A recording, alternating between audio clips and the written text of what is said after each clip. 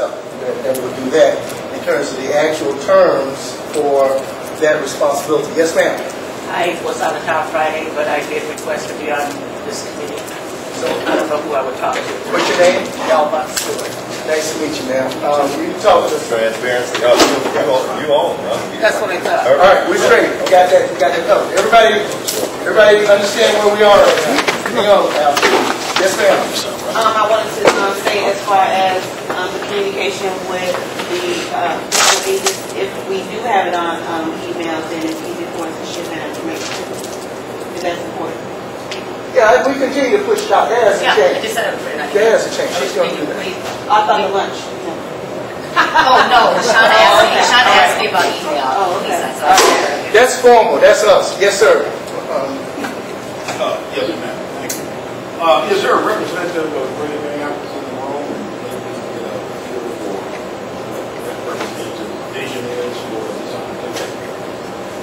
Why don't we do a couple of things first? I want to just kind of get you all there. Well, can you answer the question? Is there a representative? Yeah, it is. I think it's okay. I'm going to get started with the question. Okay. All right. Now, okay, fine. What is it that you would like to hear? I mean, what's your question again? You're asking me, sir? Yes, sir. Oh, their vision of their role. See, everybody's been speaking to them. I'd like to hear their vision. Yeah, let's take a minute. Okay. I think that's an excellent suggestion. You got 3 minutes. He's got 3 minutes. Okay. The vision for our role is really defined by the. Could you speak up a little bit? I understand your question, but the specifics of our role as a fiscal agent is really going to be defined by this group, and that's why you will see a pretty broad range. When you have people asking what fee do you charge? Well, that will depend on what the group wants accomplished. If they just want GMCC to be a pass-through where money comes in and we write checks, it doesn't cost very much. If you're looking for an organization to do a lot of monitoring, look at outcome and performance measures, if you want someone, an organization to put together an RFP to submit to the community to find folks who would like to participate in providing services, it really depends on what the group wants. And it's the role that we will play. Thank you. Okay. And I thought, okay, maybe I didn't state it clearly enough, but it was implied that for this, limited to this as was stated in the report, our interest is that they receive money, they distribute money, they get the financial reports, and we have a single reporting stream. Because we're moving with some speed, we have to focus on simplicity in order to get success. So it is because of that the core team, I assure you, will seek the narrowest possible definition, because we understand that this decision was made under duress and it is not sustainable at this point. I apologize for not being clear about that early on, but does that satisfy everyone? Is there anyone that has any questions around it? I'd just like to put this on the table. It seems to me that there are some organizations in the room that also might be interested in being fiscal agents. And I was wondering if that we can give an extension maybe until Friday for everybody to get their information in. We have made a decision. We are not revisiting the decision. The decision has been made. That round is downrange. It is not coming back into the ballot. We can have a discussion at a later date about a long-term discussion of that issue, but this one is done. Question in the back? Yes. We talked a little bit about track record here. Who have you worked with in the group, in this group here? Because this is the large group that we trust. Who have you worked with here? Who have we worked with here? Who in this room, yes, have you worked with? With Stair Step, with Sanctuary CDC, with the Minnesota State Baptist Convention,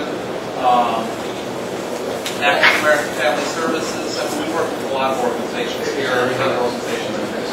You have a 16. We also have a church collaborative around tutoring. It might not be in this room, but the Greater Minneapolis Council of Churches also works with African American churches around getting tutoring resources to Black kids that are not getting to them through the natural channels of public schools.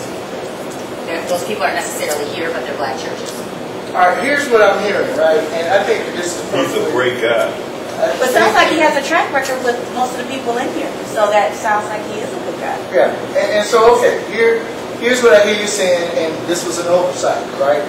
That another charter for, it sounds like, for this group, so that we can be legitimate and stand up under any scrutiny, is understanding that the first decision was a field expedient decision. We now need a process that looks for the long term, and we should come back with a plan for accomplishing that. We actually did. Okay. You get to step out. Okay, but all right, let's put that on the table, and we'll tee that up next Monday and talk about how we go forward to achieve a long-term solution. Is that acceptable to the group? Please come on now. Is that acceptable? Hands up. All right. Moving on. Thank you very much for that. Okay, we now understand this is what we need to do.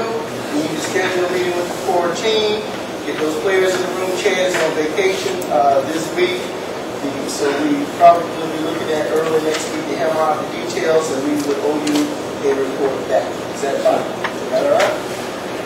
Before you leave, transparency and accountability, is this the right time now? No, this is not. There's another matter on the agenda that I want to get out of the way, and then we'll close with that final piece. All right. Mike Christenson has agreed to come in from the city today to talk to us about where things are. We're working. I apologize for the communication standpoint, but the mayor is very interested in being here. They've offered a permanent liaison that will give us information. We all got to come together and strategize how do we engage the county. The city's going to be a part of that, and also the Public Housing Authority. And one other thing, I met the guy today, I didn't even realize it.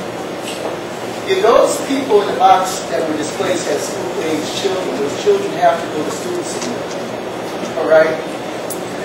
So there has to be a request for records. All right? The minute you do that, the public schools know where your child is, and they also know where you are.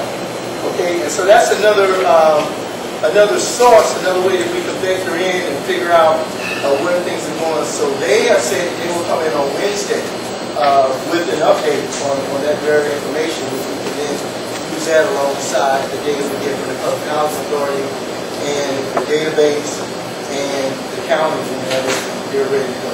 Mike? Thank you, Louis. You have rightfully asked since last week that I prepare a briefing for everybody. And we have, as Sean has so well defined it, this funneling effect that needs to come into the information that we have from hundreds of organizations and probably 20 to 30 different governmental agencies that are involved at every level of government, state, federal, state, county, city. So we have been working on that, and we think that, and our recommendation to you and the group is to give you a fact sheet by tomorrow morning. That would be the basis upon which we could pursue questions of the group, or perhaps the communications teams might take a review of that with us. So we'll have a fact sheet. Right now it's 5 pages. Sorry about that. There are a lot of players in this work, as Sean has said well. So we'll get you that, Louis, and then if you could circulate it, that'd be great to whatever communications team. Also, okay. And if I could make an announcement, Joe Kiner has been named as the liaison. Joe, if you raise your hand. Not as the liaison, but I'm sorry, not as the liaison. I'm sorry. Scary. No, I'm helping the city with their internal coordination, and my understanding is that the mayor will be meeting with the leadership of this group to discuss how the city in general is liaisoning with this group. But I'm just helping the city with their internal coordination. So for now, she's the city's lead, so she'll be able to get the departments together. And again, the information continues to come through at a very fast clip. We're reporting out every day, but it's a very executive level report that the city's sending out, and there's need for a lot more detail and a lot more resource, names and numbers. We know that, so we thought a fact sheet would be the next best step. Make sense? My question on that, liaison is between the city broader response. Jill has been appointed as the coordinator within the city. In the city. Yeah, and the liaison, I think, would be for, and I think that's why she's reluctant, and that's obviously your decision as to how you want to proceed. And we'll support you, Mr. President. Let me rephrase my question. So, Yeah. is Joe's assignment that you're referring to pertaining to this group? No, city.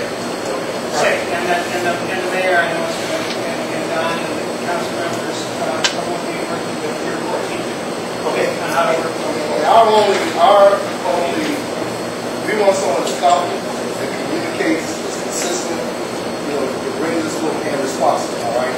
Now we said, we're going to have a list of things at the onset. I had a discussion with Erica on the way here this morning, they would appoint someone. If we send the right person, it's more about what they bring, all right? And the bridge, and having continuous communication. I'm not going to get into picking people. You guys handle that. But if they're not confident, we're going to send them back to you. Right? With the vote, all right? With the vote. So here was the promise. I want everybody to be clear. There is a fact sheet, even a 5-page at this point. Details will be helpful, all right? That's not too much to absorb, so we can analyze it from our own perspective. Because the 1 page is great in the elevator, but in order for the committees to really do their work with factual base, it would be great if we can get the 5-pager. And then the liaison will continuously update us because of information change. Yes, ma'am. I think it'd be helpful to know what information is the most critical to getting this thing. I mean, from my perspective, the city can put together a 45-page fact sheet, but that's not helpful to anybody. So I think, and maybe not turning it around by tomorrow morning, but what might be the most effective is if they know what it is that this group needs information on and can take the time to get it back to somebody. Well, at this point, because we've not had real information, Jill, well, some, but, But anything would be good. like I was in the artillery, let's get the round on the ground and adjust in, all right? So you give us something, we're going to take a look at it, we'll owe you a response saying how much more we want to develop the situation and the format that we want to get it in, and frequency, all right? So that it will open up a continuous dialogue. But I don't think that we should wait any longer because we're really trying to build a picture so that we can act on a factual basis. Lisa, Shonda, Beck, Don, whoever else. Right. For Mr. Christensen, you mentioned the federal, the state. I know your name. Can we just give our names? My name is Lisa Dean, thank you. Mr. Christensen, you did mention the federal, the state, and all these agencies. My question is about FEMA. Will that information be included in the fact sheet? Yes. Okay, all right. All right, who's that? Go ahead. Is it me? Order Mike, it's not a two-part question. Rocco is gone, so there's an interim director. Well, let me wait until she gets out of here. Normally, commander gets on top of it. Come on, Ron. Come on. Come on, Ron. Maintain. My question is, on the fact sheet tomorrow, can you indicate to us how many citations have been handed out to landlords who do not have rental licenses, and what the racial breakdown has been with respect to those tenants that are immediately under eviction effective August 1st? Hang on a minute. And I want to ask you a question, all right? Because we made a commitment not to get down. Do you think this ambush? No, I think it's in the weeds. I want to ask you, how is that germane? May I? Yeah, man, it's the name to perfection. May I? Okay, we have some agreements in place. I withdraw it, Mike. Never mind. Thank you. We're being sanctioned. That's not true. I was going to sanction you, Ron. I'm making, you made the rule. I respond. Thanks, Mike.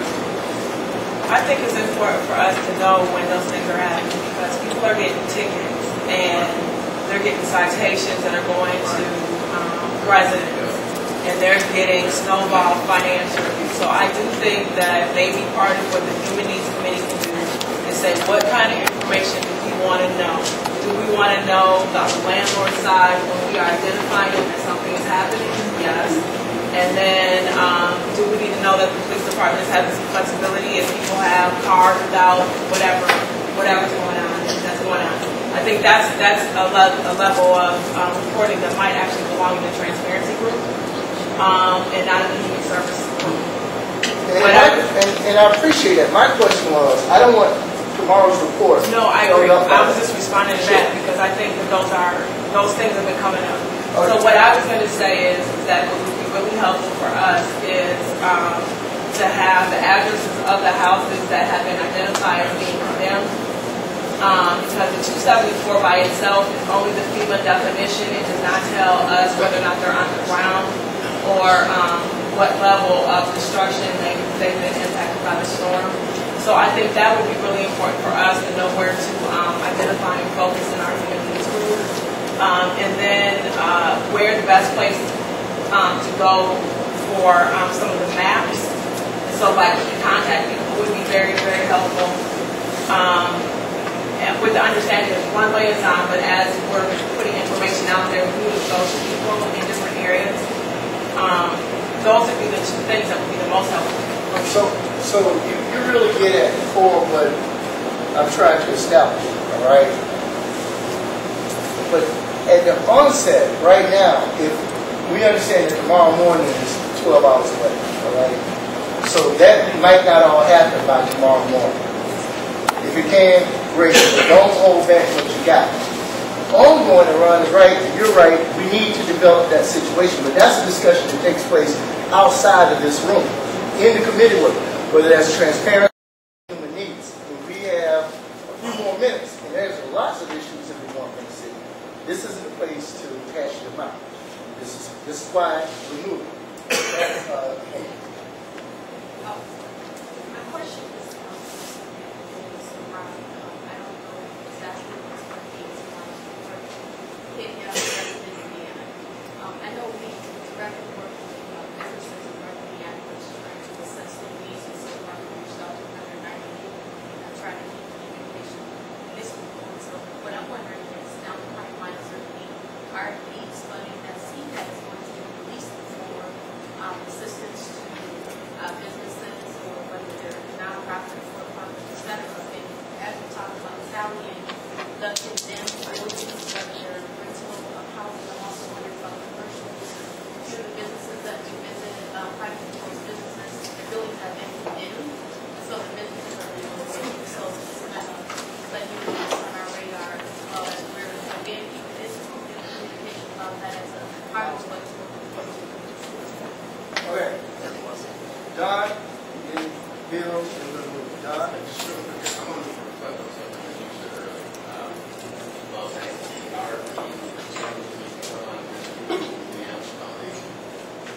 does the school have any group with the last professionals that are meeting at the early tonight at 6 o'clock? I didn't say need to.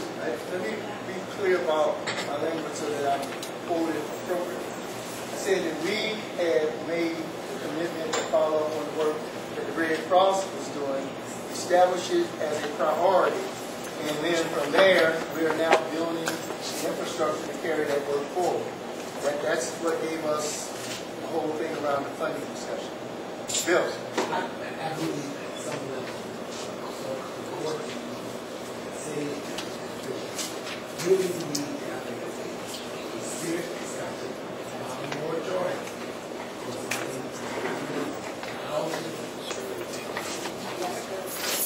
That's what people whatever we can do. We're complicating people's life. And I told them I'm struggling with people. At some point, there needs to be a discussion at that level about what's going on. Other cities have done. Don? Yeah, I just wanted to, this is a little bit in the weeds, but I know it's been floating around that. Councilman Sanders, right? Yeah, I'm Don Samuels, city council member. There's a big concern about people getting arrested and fined for being caught in or living in condemned buildings. I spoke with the head of our common properties team. I don't think there's a case of us doing that in the past. And there's no intention of doing that in present or future. Typically what happens is that the inspector will try to persuade the person to leave, and usually we get compliance on that. The thing is that if the building is condemned, it's condemned because it's seen as dangerous for human habitation. And so for the city to allow someone to live in a place that's inhabitable is inconsistent with the values of the city and the well-being of our constituents. So that's just the way it is.